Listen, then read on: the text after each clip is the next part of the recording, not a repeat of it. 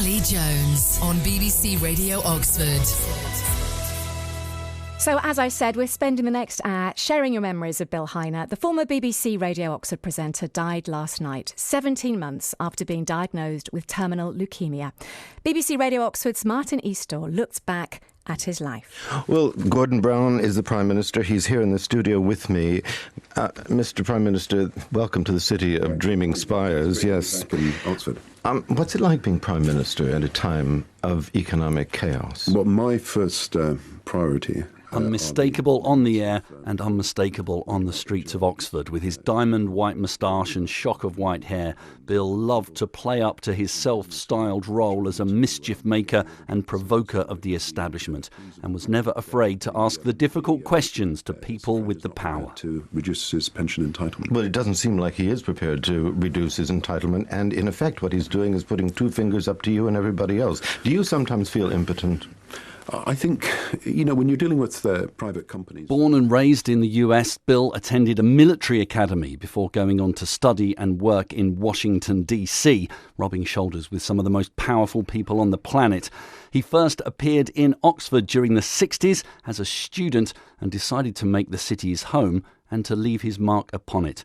He made his name in the 70s and 80s as the man behind the Penultimate Picture House and the Moulin Rouge Cinema, which Bill painted pink and adorned with a giant pair of can-can dancer legs on the roof, designed and created by his artist friend John Buckley. He joined BBC Radio Oxford in 1983, hosting a popular phone-in show and positioning himself as a champion of the people. Well, Peter's calling from Headington on Wood Farm. Peter, you're through to the Prime Minister. Good evening, Mr. Blair. Peter, just get your question out, please. The Home Secretary, David Blunkett, promised to do something. I wrote to you. You promised to do something. What is that something? Wood Farm should have facilities for the children and teenagers to divert them from less constructive pursuits on Wood Farm Estate. Well, Prime Minister, it is the fact that people from Wood Farm have been calling this programme saying that it's the Cinderella estate. There just are no facilities. Well, we've got to look and see what we can do in respect of Wood Farm, and I'm sorry, I'm not... He went on to write a regular column for the Oxford Mail, and after his diagnosis of terminal leukemia in November 2017, he took readers on a journey with him through his treatment. Bill also wrote a memoir of his time in radio, Einstein of the Airwaves, packed with anecdotes. Over the years, Bill got to interview celebs from the likes of Alan Bennett to Roger Bannister to Ricky Gervais. No, you're trying to make me... No, I'm not trying to do anything. You're trying to suggest that I knew someone who was like David Brent. And I did, but I knew many people like David Brent, I'm afraid. He's a Frankenstein of those people that you meet growing up. But there's a little bit of David Brent in all of us, There, but for the grace of God, There wasn't you just now when you put the finger up. Yeah. But I think you should explain that comment. This is radio. It's radio. People have imaginations, and that's what's really fun about radio. I don't like what they're imagining when you said you put the finger up. So let's get that straight away. I pointed at him is all he meant. He pointed at me. Okay, yeah. Now... I'm not a doctor. No, he's not a doctor. But there's no doubt that his lasting legacy will be what he did to the Oxford skyline in 1986, making national news by collaborating again with his artist friend John Buckley. New High Street, Headington, a pleasant residential backwater, except for the bizarre sight of a giant shark crashing headfirst through the roof of one of the street's tiny cottages. The shark triggered an epic battle with Oxford City Council, who didn't agree that having a shark in a roof was appropriate for a residential street in Headington. They called it unsafe. They demanded it be pulled down. They even offered to have it moved to a public building in the city, like a swimming pool. But Bill refused to budge. In this case, we've got a winner. People are coming from all over the world. It's a major part of the tour of Oxford right now. And it's something terribly important, and people should have that option to decide for themselves whether this is good art or bad art. And that's what this battle is all about. It's about the freedom of the artist to express him or herself. Ultimately, Bill appealed to Michael Heseltine, then Secretary of State for the Environment, and won. So the shark survives to this day. But ask Bill what the shark was about, and he would hint at meaning and symbolism, but he would never give you a straight answer. And he loved that ambiguity. He loved to be enigmatic. He seemed to like nothing more than to leave people guessing. And he did it again to me today, one more time. When I wrote the words this morning that Bill Heine had died at the age of... I asked around and realised that nobody knew how old he was. And in the words of Bill, I think he would find that a hoot. Well, during the afternoon, we have solved one mystery about Bill. We have learnt that he was 74 when he died. Sorry, Bill. Thank you so much again for all your messages coming through. Memories of Bill Heine. I'm going to read out a few more. I'm going to read out, look, we've got so many. I'm going to read out some more now. Colette Lardner-Brown, R.I.P. Bill. He was a charming radio host and a great supporter of those promoting the arts in Oxfordshire. BBC reporter Paul Rowley, very sad news. I enjoyed talking to Bill over the years. A character. John Harvey, so sad. My condolences to all family and friends. Very sad, says Steve Hay, but what a brilliant life.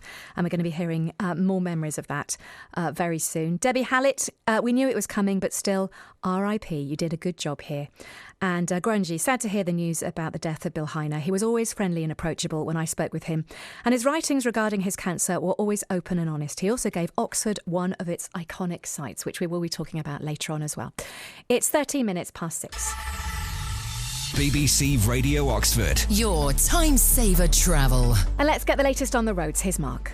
Well, it's improving out there now, Ali. A40 is still slow from before Cassington through to Ensham, about 15 minutes to get through there. There's queuing traffic heading towards the Swinford toll bridge in both directions. Things are looking a bit better now around Wallingford on the Southern Ring Road, where there was roadworks on the Nosworthy Way, which is causing traffic lights in both directions and backing up onto the A4074 southbound. Busy in Didcot between the A34 and the Jubilee Way roundabouts. The A4095 Bicester Road is slowed northbound at Shakespeare Drive through the roadworks, about 10 minutes to get through there. Busy in the centre of Banbury still on Southern Road and around the railway station. Oxford Ring Road is looking much better, but still a bit busy clockwise at Horse Pass Driftway, going towards Cowley Junction through the Bridge Roadworks area. Heading out of the city, traffic slow on Banbury Road, Abingdon Road, Iffley Road and London Road. Also still between Headington and Cowley on Wilmore Road and the Slade, Cowley Road and on Holloway, and slow going away from the JR Hospital on Headley Way down the hill towards Marston. No major delays on the trains through the county at the moment. Live from the Oxfordshire Traffic Control Centre, I'm Mark Watson. Thank you, Mark. Call with your travel news. 0808 100 9111. BBC Radio Oxford. Time saver travel. Thank you for all your memories of Bill Heine, and we'll continue telling you all about those in the next 45 minutes. Let's talk now to Bob Price, who's known Bill for many years. Evening, Bob. Hello, Ali. How are you? Hello. Yeah, good, thank you. And you were on Oxford City Council at the time of this whole shark debacle. What are your memories of that time? Well, I've been a councillor for 35 years, so if you work back, it means that I actually became a councillor just before the shark debacle took place. And I was one of a young group of councillors elected in 1983 and 84 who were generally very supportive of the shark. But we had on the council, of course, many people who'd been there for years before, and they didn't take the same view. So it was quite conflictual inside the council, I can tell you. It's quite conflictual, but also quite frustrating and an expensive process, because it went on a long time, didn't it? Yeah, it did. I mean, we were, as I said, pretty supportive from the younger members of council, and we got very frustrated, I think, as well as the people who were trying to take it down, because we felt that it was a waste of money to actually go through all this process of trying to force Bill to take it down, when many of us agreed with him that it was a very good piece of art and helped to lift the atmosphere, the tone of the city. And as we know now, 35 years later, it is very popular with tourists and very popular with people in the tourist trade. You know, I remember when I first moved to Oxford, it was one of the first things I went to go and look at, because I'd heard so much about it. And it doesn't disappoint, does it? It's a true landmark. And of course, it's part of Bill's character to be quirky, to be controversial, but also at the same time to do something which is actually contributing to the city. And that's the thing I remember most about him. He really cared about Oxford and cared about the people he interviewed on the radio. Well, I was going to ask you about that, because you were interviewed by him, I'm sure, many times, because you went on to become leader of the council. What was it like being interviewed by Bill? Well, you always had to be prepared for your interviews with Bill, because he was always well prepared. He always knew the kind of weak points in the arguments you were trying to make, and so he always probed them very carefully, very intelligently, and he knew what to actually use as arguments to try to get out from the conversation, the kind of things that the people in the city wanted to know. So he was very good as representative of the people in Oxford in getting those challenging questions out and putting them on the radio. And talking about the shark again, it doesn't have any protected status at the moment, but would you like to see that change? Personally, yes. I think it's something which has become a part of Oxford's townscape. And as many of the very interesting buildings we have in the city were quite controversial in their time, then I think it's something which we ought to preserve and find some way of giving a special protection to. It's clearly on a private house, so it needs to be carefully managed in terms of that ownership aspect, but we certainly need to do it, yes. And finally, do you have any particular memory, which we talked about being interviewed by Bill, but any particular memory of a meeting with him or time with him? Well, I have lots of memories. The two I really remember is when, during the shark incident, he sent a very attractive personal design of the shark and a letter to those of us who were supporting him, asking us to continue that support. So it's a beautiful piece of artwork, not a usual pleading letter from a planning applicant, but a very nice letter. So I thought that was great. The other memory I have was when we presented him the Special Certificate of Merit up at Town Hall when he was ill, about 3 or 4 months ago. He made some really interesting comments about the nature of Oxford, which I think we all felt was the sum total of his experience of the city over very many years. So that was a very moving part of seeing him decline and, as we know now, to die from this particular illness. Well, really good to hear your memories this afternoon. Thank you so much, Bob, for coming on the radio and talking to us about them. Thanks, Ali. Bye-bye. Thanks a lot. Bye-bye. That's Bob Price. It's now 6:19. This is BBC Radio Oxford. Hi, this is Ollie. And I'm Jess, and we are the West Oxfordshire Takeover. We bring you anything and everything West Oxford and so much more, from musical entertainment to drinking some lovely beer. What I love about this show is the fact that you can see so many more things that you had no idea even existed on your own patch. Every single week I get to learn a little bit more about the place that has taken me in. It is where I was born and bred. Everything I know has come from West Oxfordshire, and I love that there is more to learn. The West Oxfordshire Takeover. Thursday night from 8 on BBC Radio Oxford. And follow us on the BBC Sounds app. It's 6:20, and between now and 7 o'clock, we are paying tribute to Bill Heine. And so many comments coming in. I'm going to read some more out. The Oxford website, Daily Info. We're so gutted to hear about the passing of Bill Heine, the much-loved local journalist and owner of one of our favourite architectural quirks in Oxford, the iconic Headington shark. What a legacy, R.I.P. And a lot of people talking about the shark, but a lot of people I noticed on Twitter today were saying, it's not just about the shark. There was so much more than that. And, it's so lovely to hear your memories of other things that you remember of Bill's life. Also, Ian H. saddened to hear about the passing of Bill Heine. I lived over the road from his wonderful shark for a while. It never failed to lift my mood when leaving for work. BBC boss Jason Horton. Bill Heine was a unique broadcaster who knew his home city inside out and held politicians to account for decades. He'll be missed. And finally, for now, Sky at Night presenter Chris Lintott just heard that Bill Heine, a proper Oxford voice who brought us the Headington shark, has died. Always enjoyed running into him at BBC Oxford back in the day. Well, Bill spoke to Sir Roger Bannister on many occasions, but to mark the 50th anniversary of the first sub-4-minute mile, Bill and Sir Roger took a stroll together around that famous Iffley Road track. Let's go back to the race. You would have crossed the finish line right about here. Yes. Do you remember that? Well, of course I don't. I mean, I've pushed all this into the back of my mind, where it occupies a small space, except when I'm brought to the track and get asked questions. And, of course, when I reach that point, it all comes back to me very clearly, because it was a moment of significance. So I can remember it very well. I don't think about it all the time, but I can remember it. Did you ever think that you might fail? You might not quite be able to get that kick. I did, in the sense that although I wasn't conscious that I was slowing, my legs might well have been slowing, and I felt that it was unlikely, but I could do nothing else. I think my only thought was, well, here's the day, these are the conditions. I decided to attempt it. I know that I could not run any faster. When you did it and it sank in, what do you think it meant? Well, I didn't realise that it meant as much as I have discovered since.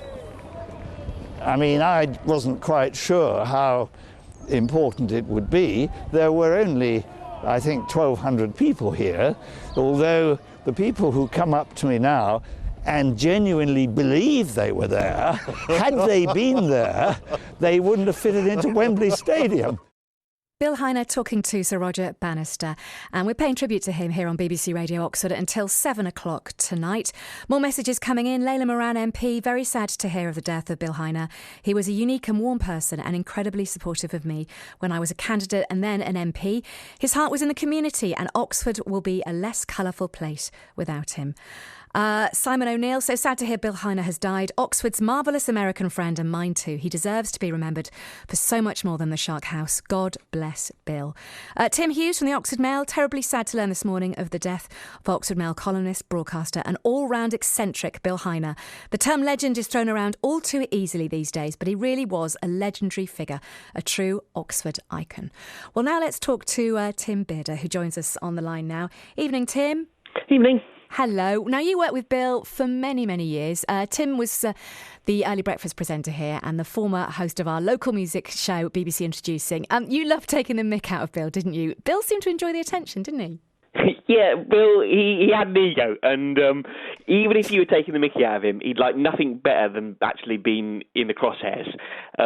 He was an incredible character. His last ever show, he had a dwarf, a sex worker, the writer, Vicar of Dibley, and me. So if you hung around Bill, you'd get thrown into these bizarre and unusual, situations, and it was always a joy to be around. Can you just tell us about these comedy spoofs? I've heard a lot about these that you had of Bill bursting into your studio during your shows. What was this all about?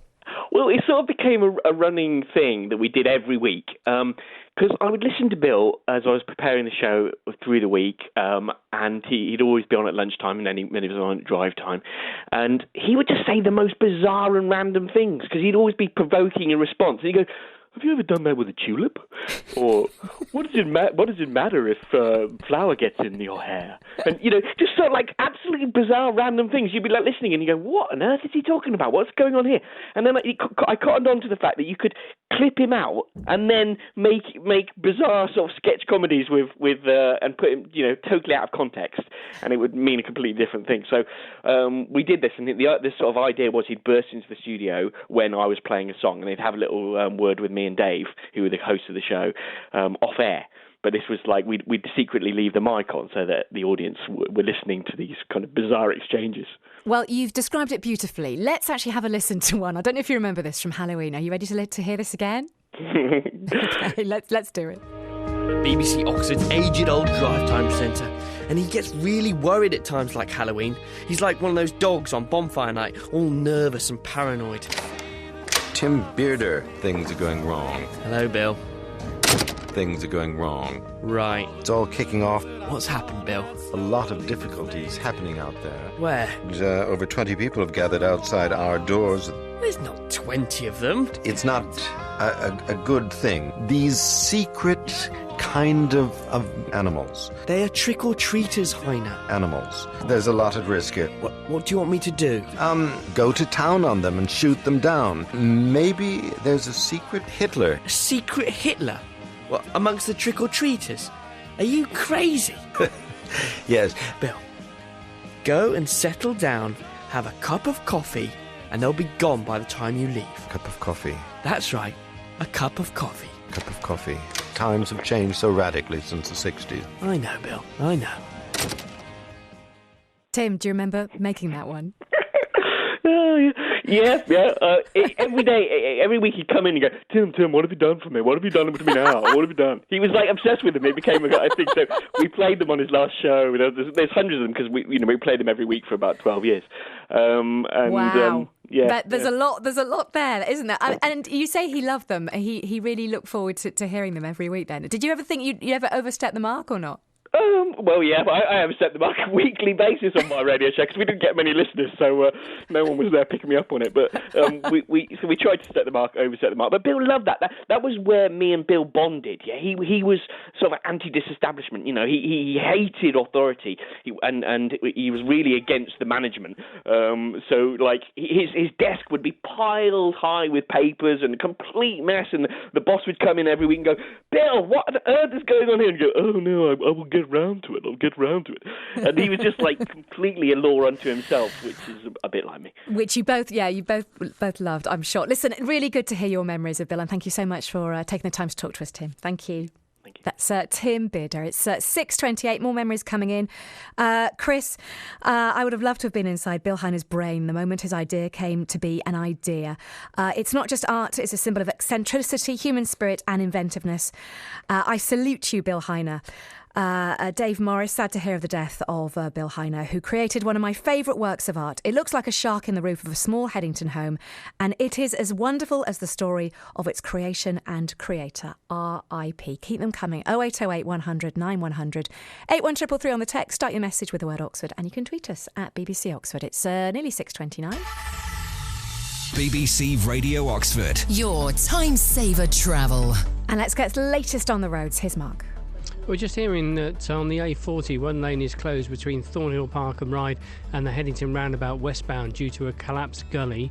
Most of the main roads in the county are flowing well now, but the A40 is still a bit slow also at Ensham. Queuing traffic heading towards the Swinford Toll Bridge from Farmore, and queuing on the A338 approaching Grove for the roadworks southbound. Things are looking a lot better now around Wallingford on the Southern Ring Road, where there's roadworks on Nosworthy Way, which is causing queuing traffic in both directions. Still busy in Didcot between the A34 and the Jubilee Way roundabout eastbound. A4095 Bicester Road is still a bit slow northbound at Shakespeare Drive through the roadworks, and the centres of Banbury, Abingdon and Whitney are all flowing well now.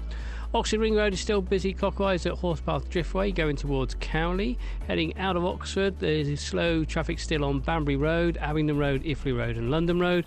Also between Headington and Cowley on Wilmore Road and the Slade and on Holloway. And slow going away from the JR Hospital on Headley Way down the hill towards Marston. On the trains at Didcot Parkway, the 1842 to Bristol Temple Meads is running 8 minutes late due to a faulty train. Live from the Oxford Traffic Control Centre, I'm Mark Watson. Thank you, Mark. Call with your travel news. 0808 100 9111. BBC Radio Oxford. Time saver travel. 6:30. And the BBC News headlines for Oxfordshire. Here's Alex Stevanovic. Tributes have been paid to the broadcaster and writer Bill Heine, who's died at the age of 74. He'd been a presenter on BBC Radio Oxford for more than 30 years. Bill rose to fame when he installed a 25-foot shark into the roof of his home in Headington in 1986 without planning permission.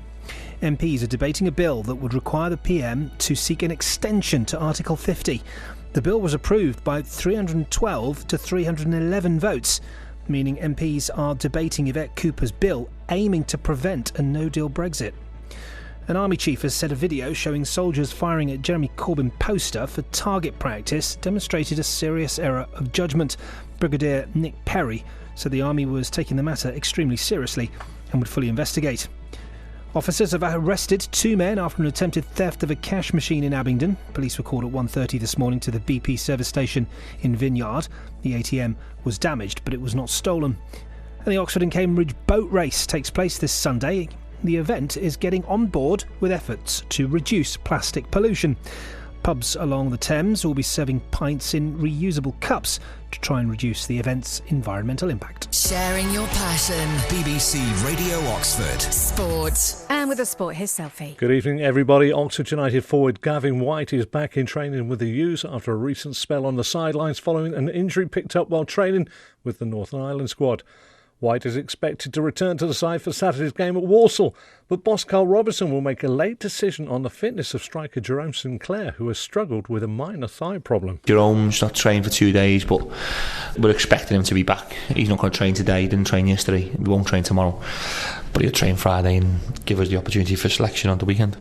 In the Premier League this evening, Manchester City have the opportunity to regain top spot in the table as they host struggling Cardiff. Chelsea entertain Brighton and Tottenham play their first competitive game at their new £1 billion stadium as they host Crystal Palace. Oxford United women travel to National Premier League South leaders Coventry United this evening. The youth six-match unbeaten run came to an end at the weekend with a narrow 1-0 defeat at Plymouth Argyle. Manager Liam Gilbert told BBC Radio Oxford beating the best team in the league would be the best way to get back on track. They lost their first league game of the season at the weekend, so I'm sure they'll be looking to get back onto winning form, and they're trying to win the league as early as possible. From what I can make out, would love to put a little bit of a dent in that. Hopefully, the girls can put the weekend behind them and we can go out fighting again. Also this evening, it's a second semi-final of the Oxfordshire Senior Cup between Oxford City and Northleigh. Northleigh are currently bottom of Division 1 Central of the Southern League. And Chairman Peter King believes it's a chance to get a positive result after a difficult season. We won the final 2 years under Mark G, yeah. You never know what opposition we're going to face on Wednesday night with Oxford City, obviously, because they're obviously concentrating on their position in the league as well. So, yeah, we can perhaps go out and perhaps express ourselves a little bit better on Wednesday night. The match is being staged at Banbury United, who will await the winners in the final. The kick-off tonight is at 7:30pm. And finally, football legend Pelé has been taken to hospital in Paris as a precaution today after suffering from an infection, but he's doing well, according to members of his entourage. Your 3-day forecast. BBC Radio Oxford. Weather. 6:34, and let's see how the weather's doing for the next couple of days. Here's Sarah Farmer.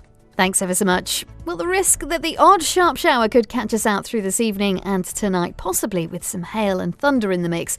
But across the region, there'll be a good deal of dry weather too, and there may even be a few breaks in the cloud. Where we see any clear skies, the chance that those temperatures could just dip below freezing, so maybe a touch of frost as we go on into Thursday morning. Thursday, we'll see the clouds thickening from the west and some showery spells of rain arriving too. Again, the potential they could be on the heavy side. Feeling rather chilly, temperatures no higher than about 8 Celsius. It does, however, look to turn milder as we reach Friday. There'll be a good deal of cloud in the forecast, but it's looking to be a largely dry day. Thank you, Sarah. It's BBC Radio Oxford, and till 7 o'clock tonight, we're doing a tribute to Bill Heine. So many messages coming in. I'm going to read some more out now. You can get in touch. 0808 100 9100. On the text, it's 81333. Start your message with the word Oxford. And on Twitter, it's at BBC Oxford. Richard, farewell, my first boss in broadcasting. I sat next to your desk, piled high with press cuttings, and learned how to produce a live daily radio show with passion and purpose. Thank you. Pete's been in touch. Sad to hear about Bill Heine's passing. The world will only ever need more people willing to take on state bureaucracy for the right to preserve a shark that fell from the sky. Andy, sad to hear the news that Bill Heine has died, a local legend. Peter, very sorry to hear about Bill Heine's death. My condolences to his family. We agreed about nothing, but Oxford will be drearier and less interesting without him. Mark Thornton, R.I.P. Bill Heine, a genuine original, thoroughly Oxford, but always delved that little bit deeper below the dreaming spire's veneer and really understood what local radio is for. Thank you for your messages. Ali Jones, your life, your stories. This is BBC Radio Oxford. And here's a flavour of what some of you have been telling us about Bill on the radio today. I saw him, I don't know if it was 2 or 3 weeks ago in Waitrose, and he said, I've overstayed my welcome by a couple of months anyway, and I've got to the end of the trial, so they can't do anything else. So I'm just going to make the most of the time I've got left. And I just thought that was typical Bill, and it was just so sad to hear him going this morning. He just had something about him, and you'd see him come into Waitrose with his long black coat and his white hair and bit, and he was just a lovely, lovely man. Well, he said BBC Radio Oxford advertise all these summer fairs and summer fetes, so he was coming out to feed his brain and feed his tum. So he went through the books and through the cakes. No, he seemed quite a pleasant character. And then after that, we went up to his house when I was next in Headington, went up to his house to see the famous shark. I didn't hear what the outcome of the discussion with the council and the planning was, whether it would be removed, but maybe now he's passed, they will keep it and put a blue plaque outside his house saying he lived here. At the time, I was director of St John Ambulance in Oxfordshire, so I was off and on either to talk about first aid or what happens when you do big events. And my lasting memory of him, the very first time I went, he sat with me outside talking to me about how we should behave. And what he said to me is, he said, I want you to think about Peggy. She lives in Aynsham and she's just about making herself a cup of tea. Whatever you say, I want to make her stop making that cup of tea. So don't use jargon, don't use anything like that, but make what you're saying interesting enough for her to stop. But it's always stuck with me, and I've used it occasionally when I've been doing customer service training and things like that. I loved he was so opinionated. I adored his shark in the roof. He was just a great, huge character, and we are forever grateful for his introduction for us into Radio Oxford. He was an absolute one-off. He was a huge character with a big heart and lots of opinions, and yeah, we thought he was wonderful, and I'm just very, very sad to hear that he's gone. More of your memories of Bill Heine. Thank you so much for those. Keep them coming. This is BBC Radio Oxford. And let's go to the lines now and speak to Mike O'Connor, who used to produce Bill's show here at BBC Radio Oxford. Evening, Mike. Hello, how are you? Hello, I'm good, thank you. And thanks for coming on and telling us about your memories of Bill. Do you remember the first time you met? Yeah, I guess it would have been in the Radio Oxford newsroom. I started there in about 1996 as a district reporter, but I vaguely knew Bill because my mum had been a long-time contributor to his programme before I became a journalist myself.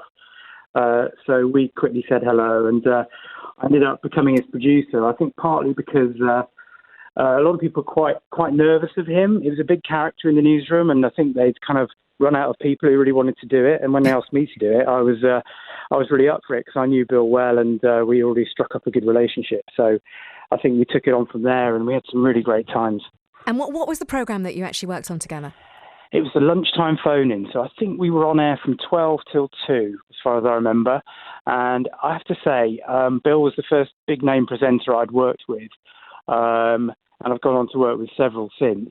But it was a great education for me in working with somebody who really understood the audience and really knew how to pick the right subjects and how to make a phone-in into a really exciting, entertaining couple of hours. And we just had great fun. We would just pick subjects that made us get a bit hot under the collar sometimes, things like fox hunting, things like should Myra Hindley ever be released from prison? That was a good staple in those days. Onto sort of ridiculous stuff like the time when there was a story about somebody who went shopping naked, some naturist, and they'd actually gone to court and been let off. So it was about should we legalise nude shopping, and just had great fun with it. And I think that was part of the spirit. And Bill was he liked to have fun as well. So yeah. If you tuned into what he liked doing, you had a real hit on your hands. Well, you did, because it was massively popular. Loads of people called in every day. I've been hearing other memories of that throughout the day today, actually, about what a massive show it was. And your mum as well, she was involved too, wasn't she? She used to talk on the programme. Yeah, so this is, her name's Maureen O'Connor, and she was a writer for the Education Guardian and other national newspapers, so she's a bit of an expert on education, and she had quite strong views, and I think Bill loved that. So she would end up doing battle with various councillors from Oxfordshire County Council who wanted to make cuts to education and or reimpose the grammar school system. So he found her great value, and he was a family friend, not only my mum but my wife, because we met at Radio Oxford. So she was also a producer on his programme, so we all our family knew him. Her name is Cedric Caria. She's now a reporter on ITV News. So I know he had followed her career and seen her on the telly since we had moved away from Oxford. So we've got real strong family connections with Bill, and we're all obviously really upset. And if you could describe Bill's character in a sentence or so, could you do that for us? He was larger than life, wasn't he? He was life and soul. He was a character. He knew what he wanted to say, and nobody was going to stop him. And, he was a real Oxford legend, and Oxford is a poorer place without him, and so is the world. Well, listen, thank you so much for taking the time to talking to us this evening. Really good to speak to you. Thank you so much, Mike. Okay, pleasure. Absolute pleasure. Thank you. 18 minutes to 7. Well, loads of memories keep coming in. Dan Chisholm is the former breakfast show presenter at BBC Radio Oxford. He worked with Bill for many years, and I spoke to him a little bit earlier on to hear his memories of Bill. Well, I came to BBC Radio Oxford it was 20 years ago, 1999, and I came in as the breakfast show presenter, and I remember being told at the time, you'll enjoy meeting Bill, because they said, well, he's a little bit different to what you're likely to expect. An American guy who absolutely loves Oxford, everything it stands for, has a real passion for the place, but you'll find him an interesting character. Now, I wasn't really sure what that meant, but eventually, it's true to say, it took me a little while to get to grips with Bill's mischievous, playful sense of humour. And we had a bit of a love-hate relationship, because he always, whenever he spoke to me about anything, I'd look at him and think, what's he really trying to get out of me? Because he had this twinkle in his eye, and he seemed to enjoy the sport of baiting me. And it really did take a while for me to just realise, quite simply, that he had a permanently inquisitive nature. Yeah. And it was a skill which he put to very good use during some very complicated political stories. Yeah, well, he was always very direct, wasn't he? So he'd always ask a direct question, and as you say, a cheeky glint in his eye. And you met socially as well, didn't you? Not just at work. Yes, I mean, he was a guy who, at the time, I remember he had so many interests going on with the cinema and everything else.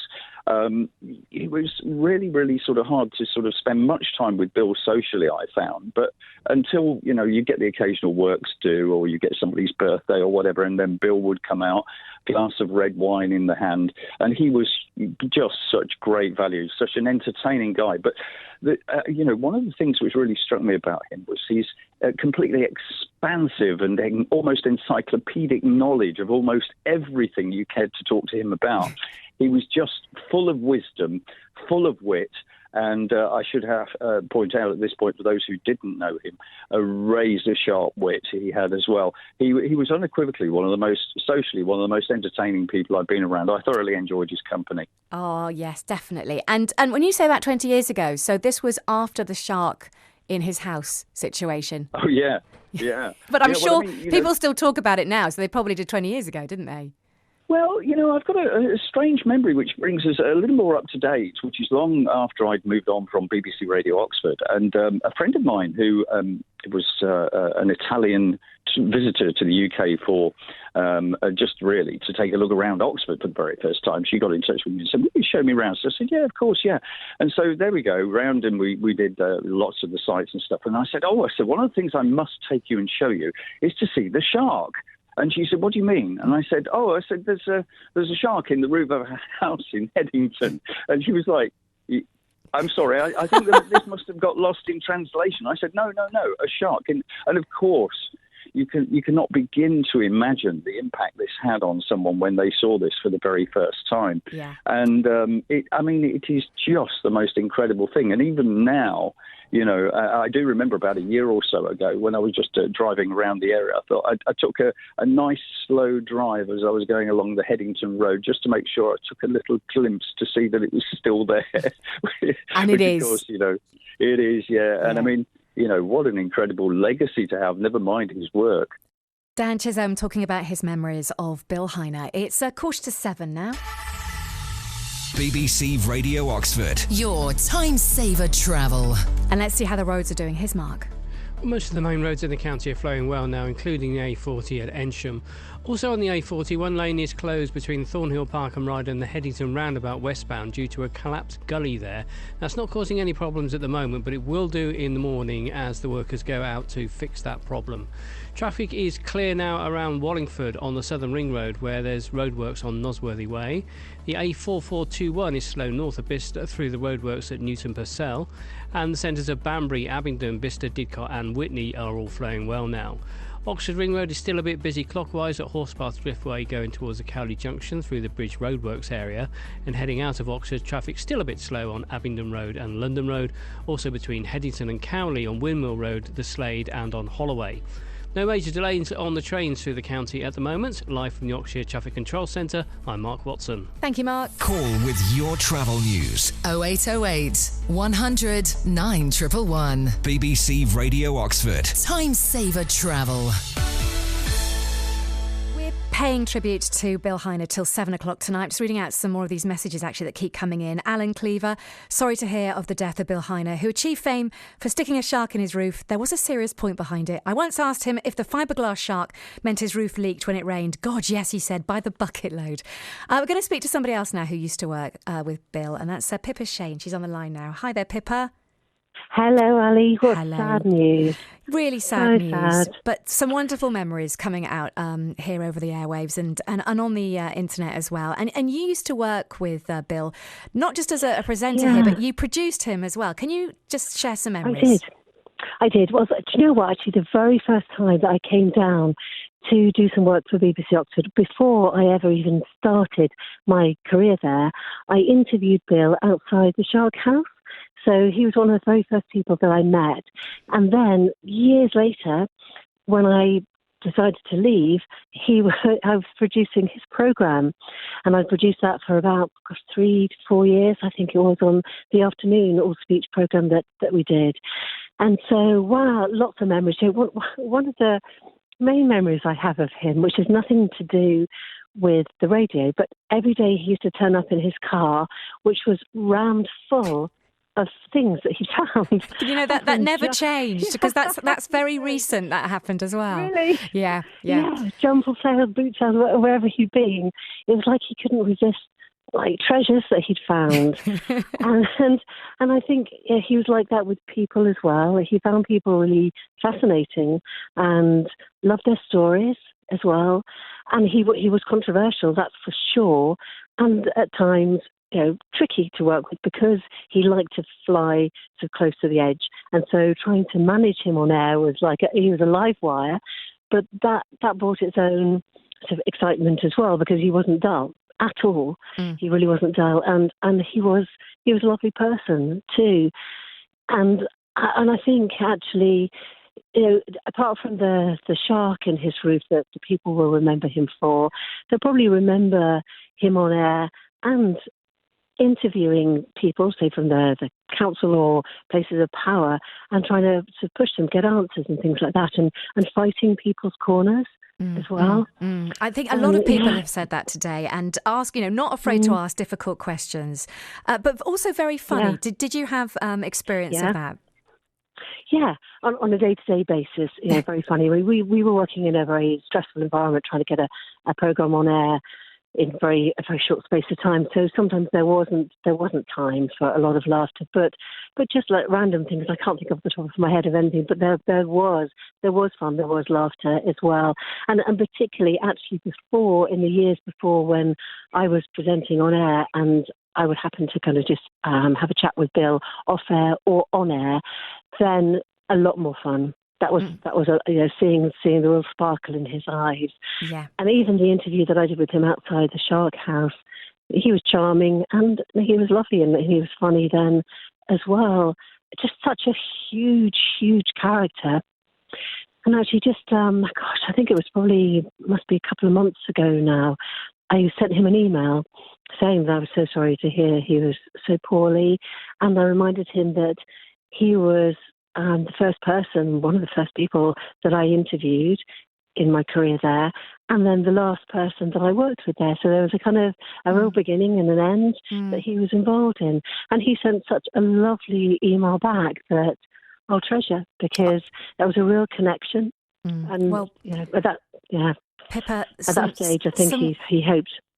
Some wonderful memories, and thank you so much for sharing those with us, and thank you for talking to us tonight. It's an absolute pleasure, and bless his heart. Thank you very much, Pippa. That's Pippa Shea, former Early Breakfast presenter and producer. She produced Bill for many years here at BBC Radio Oxford.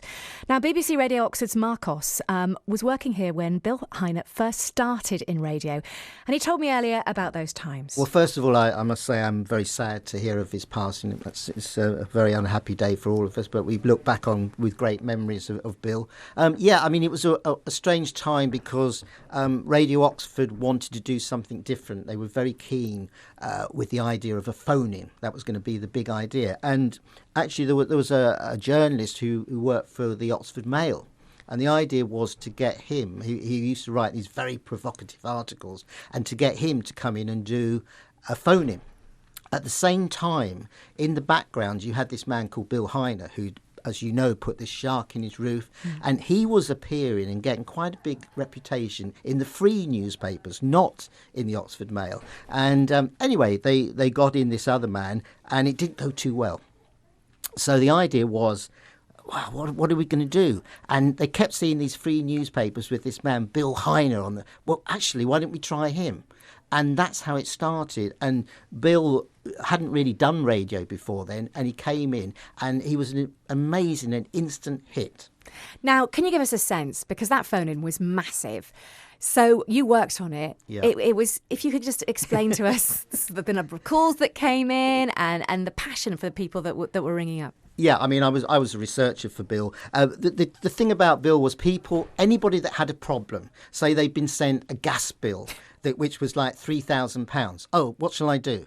Well, ring Bill Heine. And they'd ring Bill Heine, and he would say, well, I'll get my researchers onto that. And it was seen as a panacea for sorting out everything. So every single problem that was going on in Oxfordshire, whether you'd bought a garment, a musical instrument that wasn't correct, ring Bill Heine. And then, of course, it was so popular that very shortly after being on that, Bill would say, well, this company's been on to us and they'll sort this out straight away. And it had that effect. It could solve anything. So people just rang. We couldn't really cope with the amount of calls, and there used to be massive rows going on. It was the heyday, the golden era, really, of the phoning.